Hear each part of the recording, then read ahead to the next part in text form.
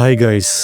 ஒரு நாள் மார்க் அப்படிங்கிற பையன் திடீர்னு காணாமல் போகிறான். அவனை தேடி அவனோட தங்கச்சி வீட்டுக்கு வராங்க. அவங்க வீட்டுக்கு வந்து பார்த்தா வீட்டில் ஒரு டேபிளில் ஒரு போர்ட்டல் ஒன்று உருவாயிருக்கு. அவங்களுக்கு அவங்க அண்ணன் அதுக்குள்ளே போய் மாட்டிக்கிட்டானோ அப்படின்னு நினைக்கிறாங்க.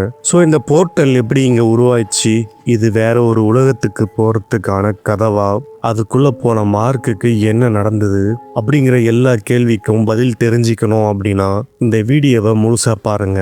ஸோ இன்னைக்கு நம்ம பார்க்க போகிற மூவி என்னன்னா எக்ஸ்பெரிமெண்ட் 18 அப்படிங்கிற ஒரு ஷார்ட் ஃபிலிமாக தான் பார்க்க போகிறோம். வீடியோக்குள்ளே போகிறதுக்கு முன்னாடி நம்ம சேனலை சப்ஸ்கிரைப் பண்ணாமல் இருந்தீங்கன்னா ஞாபகமாக சப்ஸ்கிரைப் பண்ணி உங்கள் சப்போர்ட்டை கொடுங்க.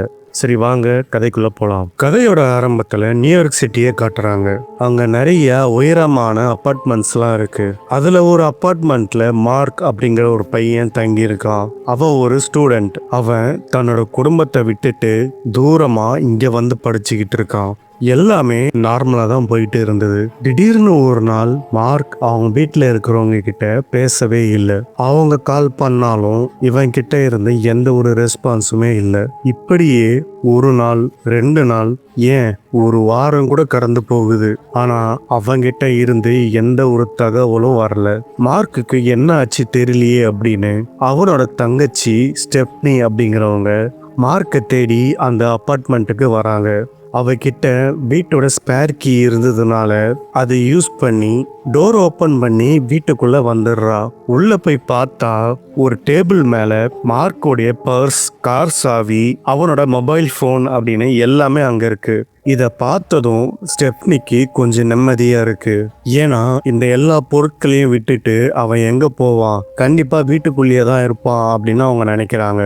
ஸ்டெப்னி, மார்க் நீ எங்க இருக்க, வெளியே வா அப்படின்னு சொல்லி கத்துறா. ஆனா எவ்வளவு கத்துனாலும் அவன் வெளியே வரவே இல்லை. ஸோ அதனால ஸ்டெப்னி நேரா மார்க்குடைய ரூமுக்கு போய் பார்க்கறா. ஆனா அங்கேயும் மார்க் இல்லை. உடனே ஸ்டெப்னி மார்க்கோடைய ஃப்ரெண்ட்ஸுக்கு ஃபோன் பண்ணி கேட்டா அவங்களும் மார்க் எங்க இருக்கான்னு தெரியல அப்படின்னு சொல்றாங்க.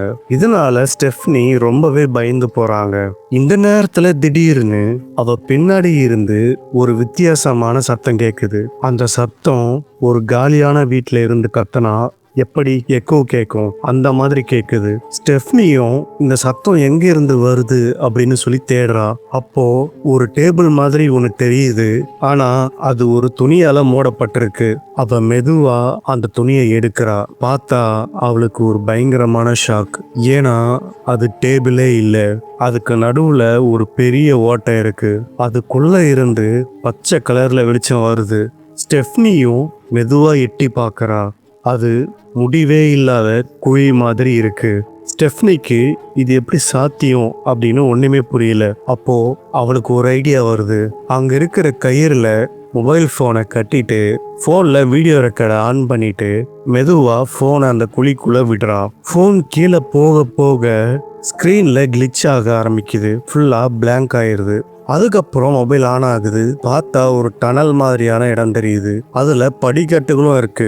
அது ஏதோ ஒரு பாதாள உலகத்துக்கு போற வழி மாதிரி இருக்கு. இத பார்த்து ஸ்டெப்னி ரொம்பவே பயந்து போறா. உடனே ஸ்டெப்னி அவளோட அப்பாவுக்கு ஃபோன் பண்ணி அவ பார்த்த விஷயத்த சொல்றா. எனக்கு என்னவோ மார்க் அதுக்குள்ள மாட்டிட்டு இருப்பானோ அப்படின்னு நினைக்கிறேன் அப்படின்னு சொல்றா. அதுக்கப்புறமா அப்பா வர வரைக்கும் நம்ம வெயிட் பண்ணலாம் அப்படின்னு வெயிட் பண்ணிட்டு இருக்கா. அப்படியே அவ தூங்கிடுறா.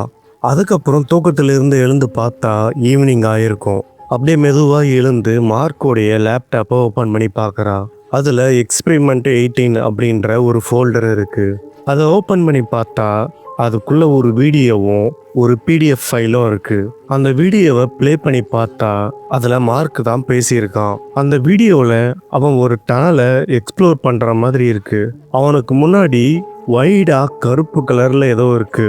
அந்த இடத்துல அவனால சுவாசிக்க முடியாம ரொம்பவே கஷ்டப்படுறான். அதுக்கப்புறமா சடனா அந்த வீடியோ ஸ்டாப் ஆயிருது.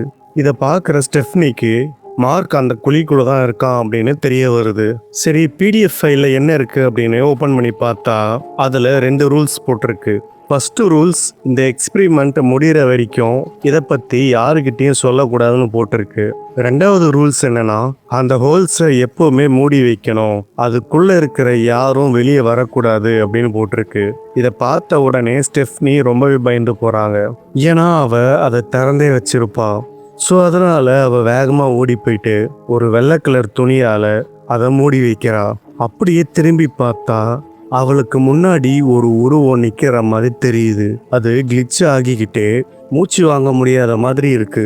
இதை ஸ்டெஃப்னி பார்த்துட்டு பயந்து போய் வேகமா பாத்ரூம்குள்ள போய் ஒளிஞ்சிக்கிறா. அந்த உருவம் அவளை தேட ஆரம்பிக்குது. கரெக்டா அந்த டைம்ல தான் ஸ்டெஃப்னியோடைய அப்பா கிட்ட இருந்து அவளுக்கு ஒரு மெசேஜ் வருது. அந்த நோட்டிஃபிகேஷன் சவுண்டை கேட்டு அந்த உருவம் அங்கிருந்து போயிருது. ஸ்டெஃப்னி மெதுவா அந்த வீட்டை விட்டு வெளியே வர ட்ரை பண்றா.